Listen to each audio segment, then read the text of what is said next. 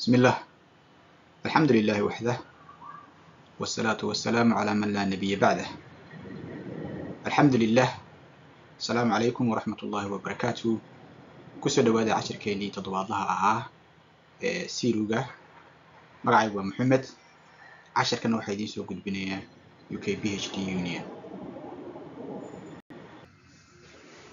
وعشر كيني تبنات Safety, Equality and Regulatory Understanding سيروجا، oo marka loo bedelo af Soomaali noqonaya sinaanta badbaadada iyo fahamka shuruucda.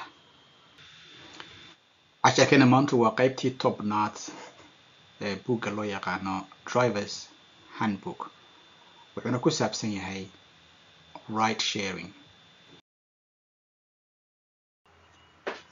Ride sharing waa marka dhowr qof oo aan isgaranayn oo qof walba uu bixinayo qiimo gooni ah ay hal gaari ku wada safraan.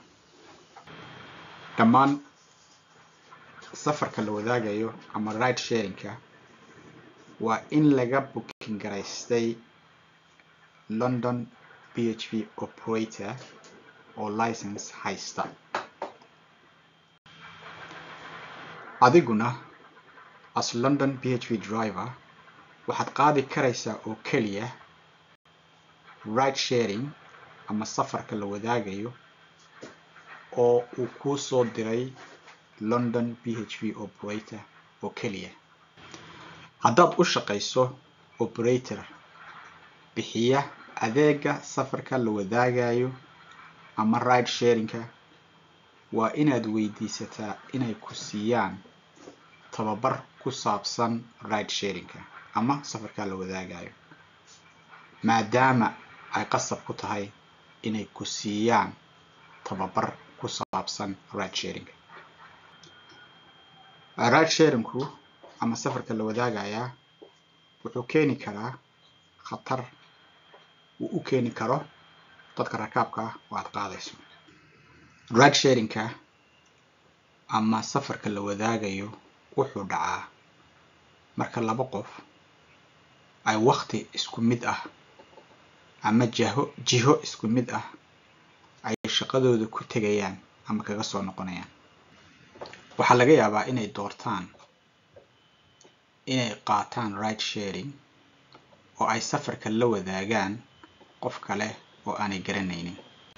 xaaladaha noocan oo kale ah waxaa dhici karta rakaabka qaar ka mid ah inay khatar geli karaan haddii la ogaado meeshay degan yihiin, meesha ay ka shaqeeyaan, iyo waddada ay maraan, iyo inay keligood nool yihiin iyo in kale.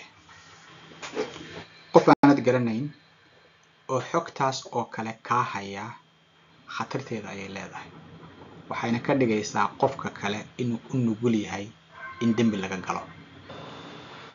problemka kale ee jira waxa weeyaan in qof passenger ah uu si qaldan u dalbado ride sharing amaba safarka la wadaagayo isagoon ugu talagelin. markaad u tagto qofkii labaad ee aad rabto inaad qaado, qofkii hore u saarnaana aanu ka warhaynin inuu booking garaystay ride sharing, waxaa dhici karta halkaas in uu muran ka dhasho. haddaba si aad u yarayso ama aad uga hortagto problemkan, waxa wanaagsan kow inaad u sheegto inuu booking garaystay safarka la wadaagayo ama ride sharingka marka ugu horeysa uu gaarigaaga soo galo.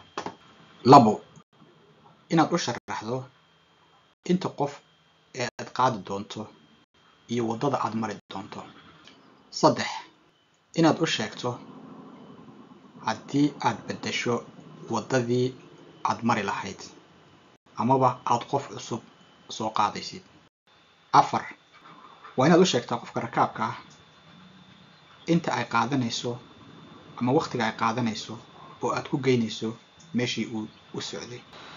shan hubi in passengerku uu og yahay inta lacag laga qaadi doono.